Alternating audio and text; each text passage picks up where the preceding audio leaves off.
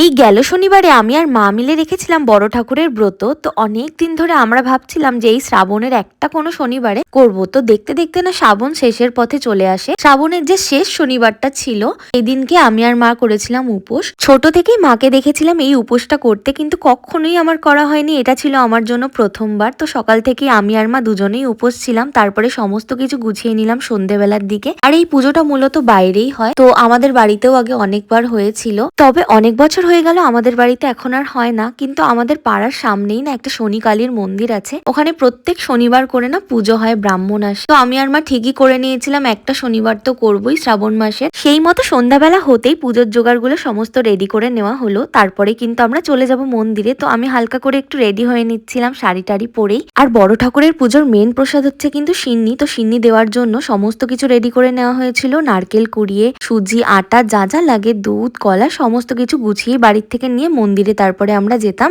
আর আমরা দিয়েছিলাম সর্ষের তেল এবং কালো তিল। এটা দিয়ে পুজো অর্পণ করলে নাকি জীবনের অনেক বাধা বিঘ্ন অশুভ লক্ষণ কিন্তু দূর হয়ে যায়। তো পুজোর জন্য যা যা লাগে সমস্ত কিছু গুছিয়ে নিয়ে আমরা একেবারে রওনা দিলাম মন্দিরের দিকে। আর মন্দিরটা আমাদের বাড়ির অনেকটাই কাছে ছিল, মা আর আমি হাঁটতে হাঁটতেই চলে গেছিলাম। গিয়ে তো দেখছি এখনো পর্যন্ত ব্রাহ্মণ আসেনি। তো মন্দিরটা খোলা ছিল যেহেতু, মা দেখলো অনেকে বাতাসা দিয়ে গেছে, ধূপকাঠি দিয়ে গেছে, সেগুলোকে মা গুছিয়ে গুছিয়ে রাখছিল। আর সমস্ত পুজোর জোগাড় যান্ত্রীও করতে লাগছিল, ফল কাটা সমস্ত কিছু মা আর আরেকজন ছিল সে মিলে করেছে। তারপরে তো ব্রাহ্মণও চলে আসে, এসে পুজো দেয়। আর আমরা সেদিন দিয়েছিলাম একটা নীলকণ্ঠ ফুলের মালা। শনিদেবের প্রিয় রং কিন্তু কালো বা ধূসর। তো তোমরা ধোয়া কাচা জামা কাপড় পরে এই পুজোটা করতে পারো।